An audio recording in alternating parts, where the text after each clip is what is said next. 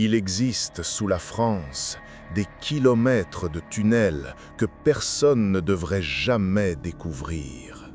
Des passages creusés pendant la Seconde Guerre mondiale où les cris résonnent encore dans l'obscurité.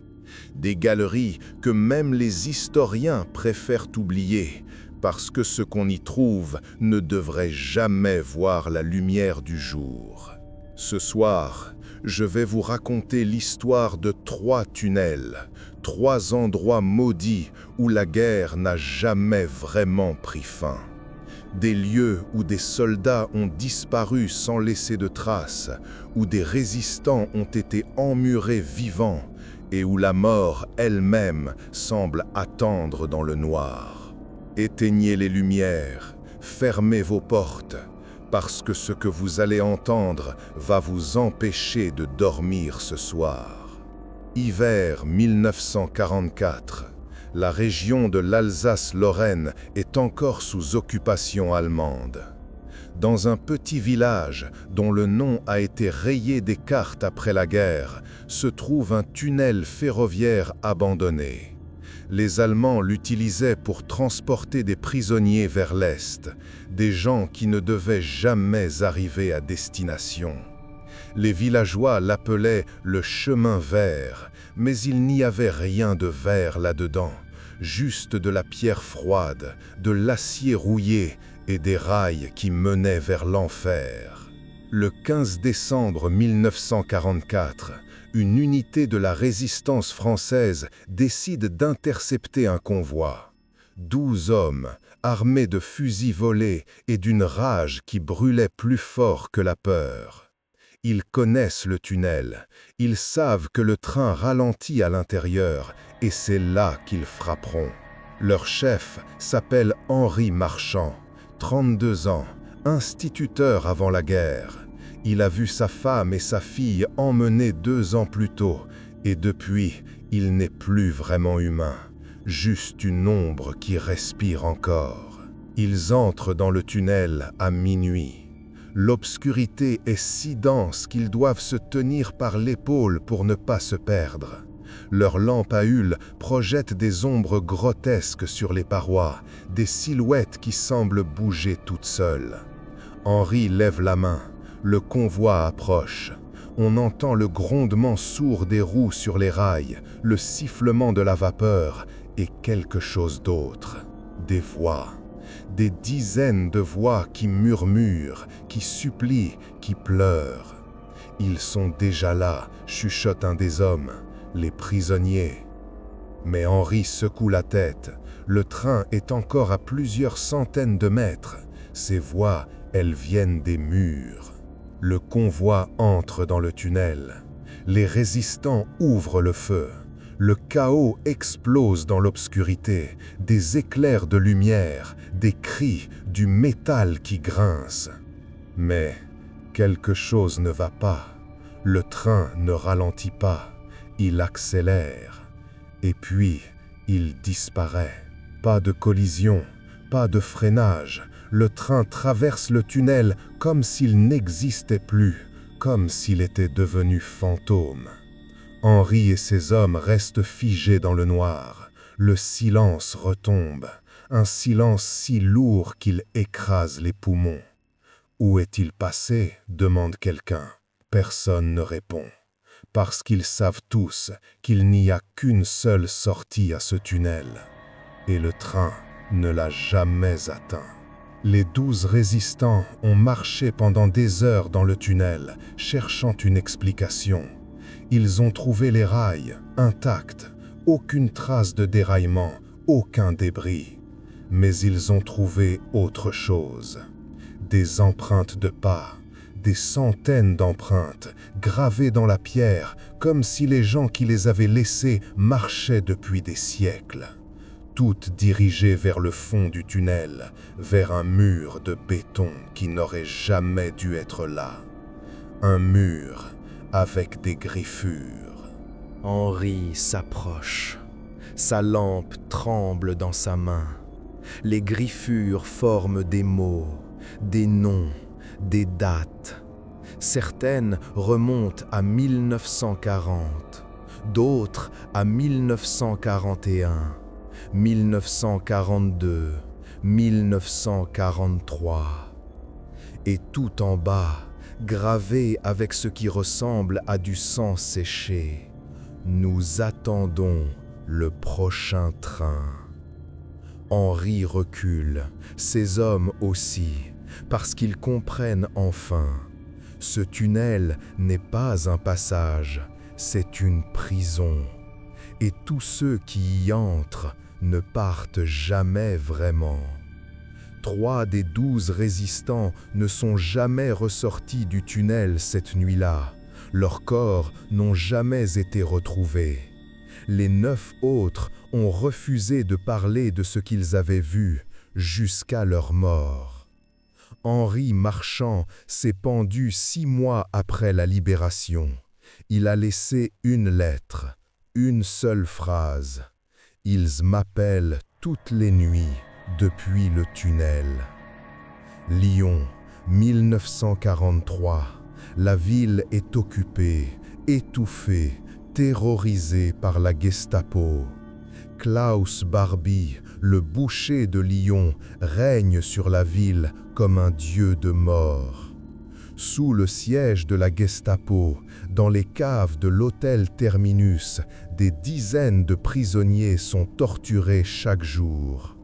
Mais il existe un autre endroit, un endroit dont même les archives nazies ne parlent pas. Un abri souterrain, creusé sous les quais de la Saône, relié à l'hôtel Terminus par un réseau de tunnels secrets. Cet abri avait été construit pendant la Première Guerre mondiale, mais pendant l'occupation, il est devenu quelque chose d'autre, un lieu d'expérimentation.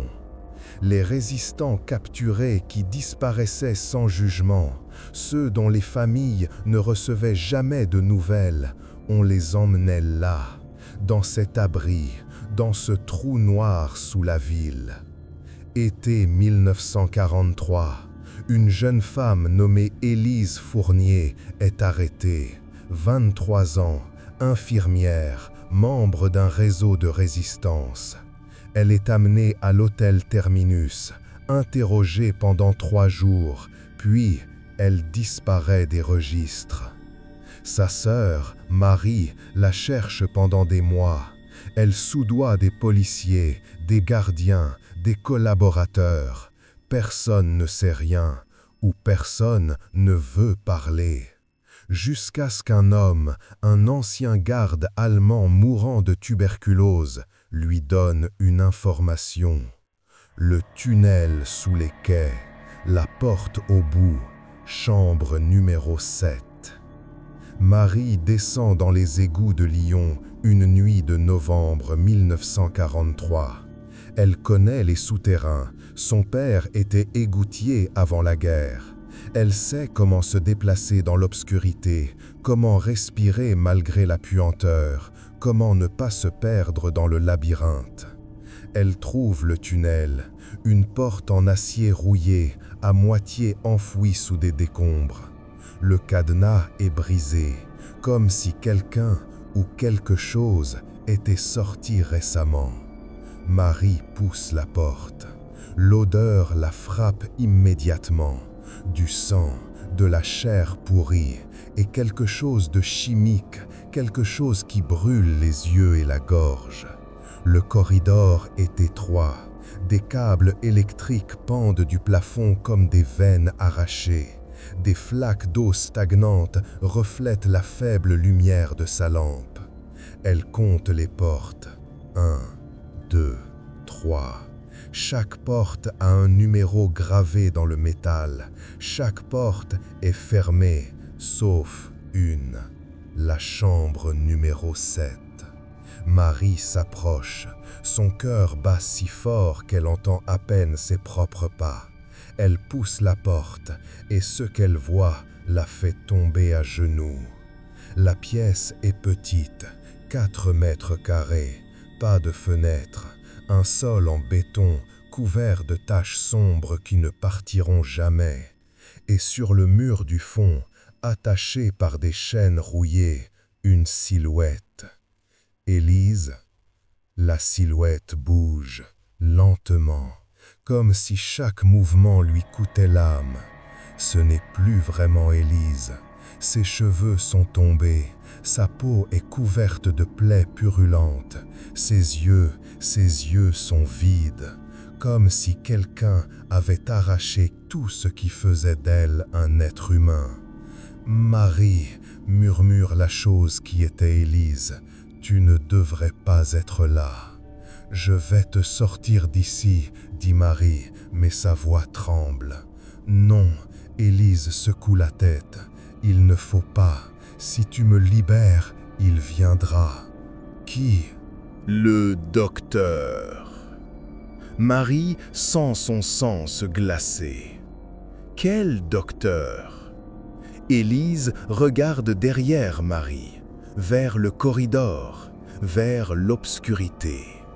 Celui qui nous garde ici, celui qui fait les expériences. Il dit qu'il cherche quelque chose qu'on a tous à l'intérieur. Il dit qu'il va le trouver. Marie entend un bruit, des pas, lourds, méthodiques, qui viennent du fond du tunnel. « Va-t'en » chuchote Élise, « s'il te trouve, tu ne ressortiras jamais. » Mais Marie ne peut pas partir, pas sans sa sœur. Elle essaie de briser les chaînes, mais elles sont trop solides. Elle tire, elle crie, elle pleure. Les pas se rapprochent. « Va-t'en » hurle Élise, « va-t'en » Et Marie court. Elle court dans le corridor, traverse la porte en acier, remonte les égouts. Derrière elle, elle entend les pas qui continuent, implacables, patients. Et une voix calme, méthodique. Elle reviendra, ils reviennent toujours. Marie Fournier n'est jamais retournée dans ce tunnel. Elle a survécu à la guerre, mais elle n'a jamais reparlé. Les médecins ont dit qu'elle avait perdu l'usage de la parole après un choc traumatique. Mais ceux qui la connaissaient disaient qu'elle n'avait pas perdu sa voix. Elle avait juste peur de ce qu'elle pourrait appeler si elle parlait trop fort. Élise Fournier n'a jamais été retrouvée. Officiellement, elle est morte en 1943 dans un camp de concentration.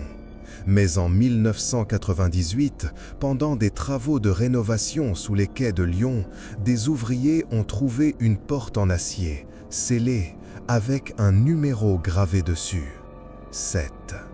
Ils n'ont jamais ouvert cette porte, parce que, de l'autre côté, on entendait respirer. Verdun, 1916, la bataille la plus sanglante de la Première Guerre mondiale.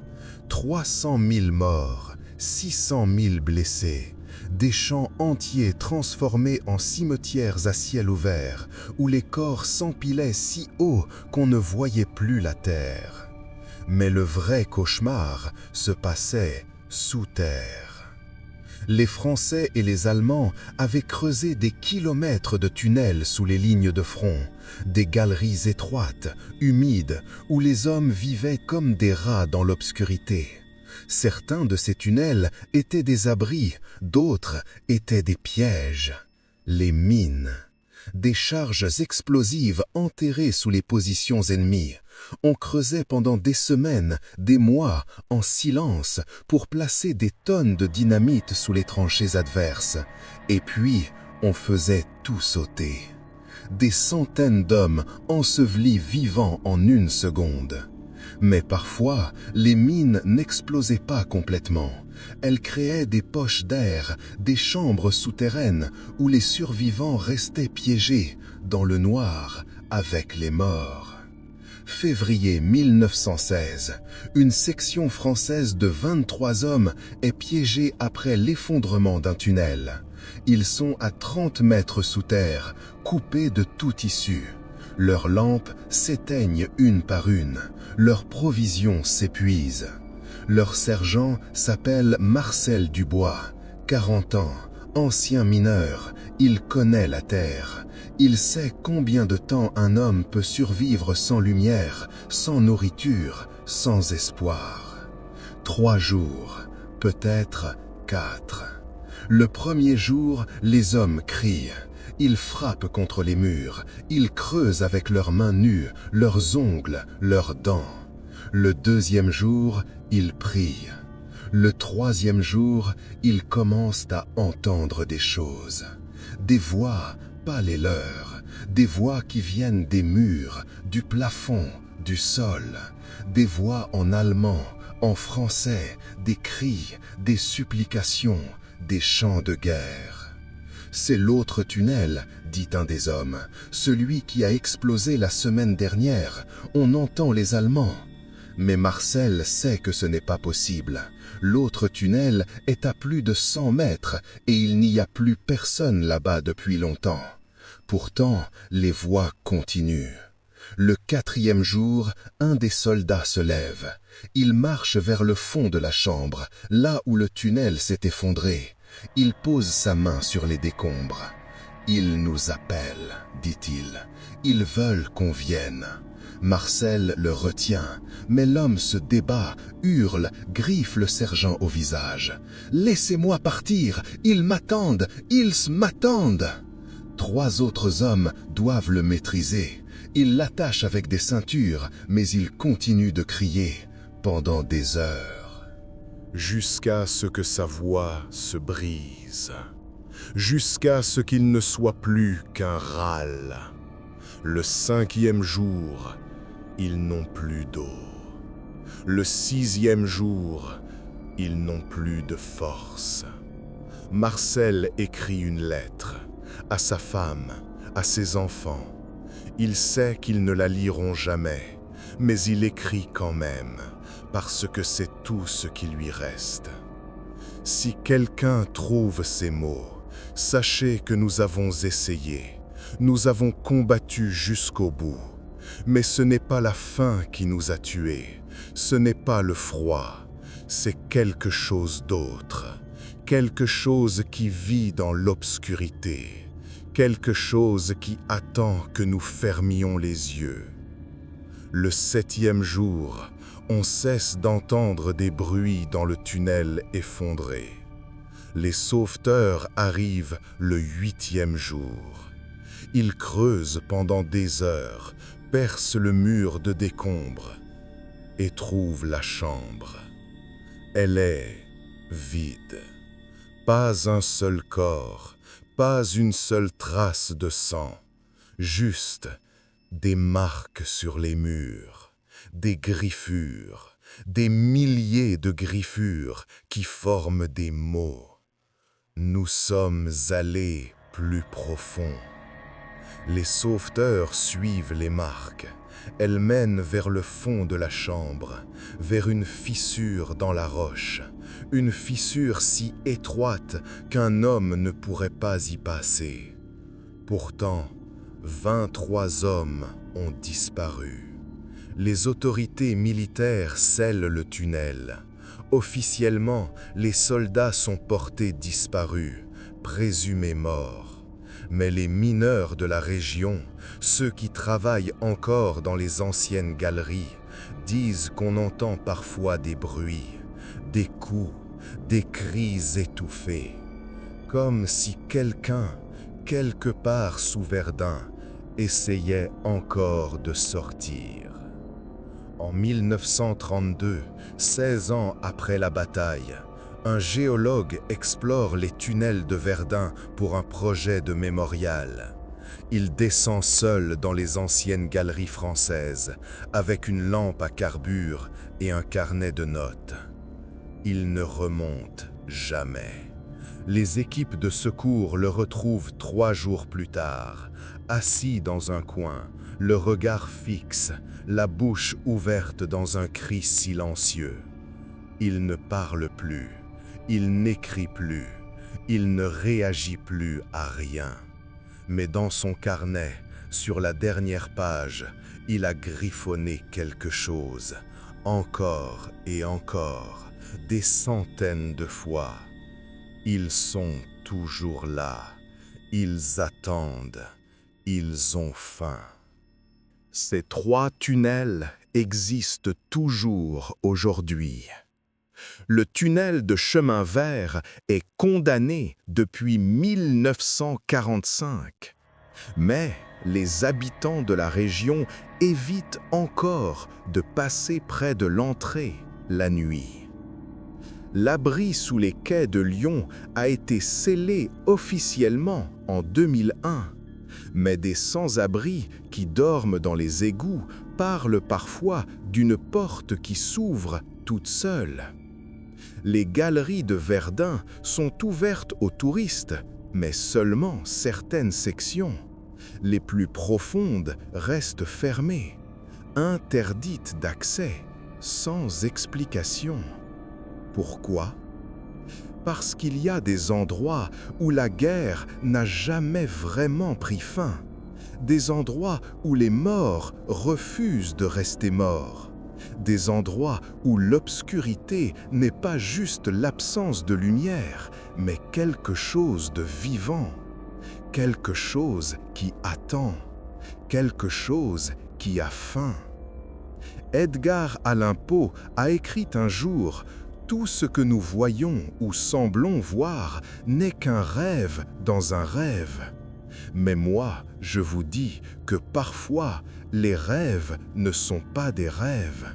Ce sont des souvenirs de ceux qui sont restés sous terre et qui attendent que vous veniez les rejoindre. Alors maintenant, je vous pose la question.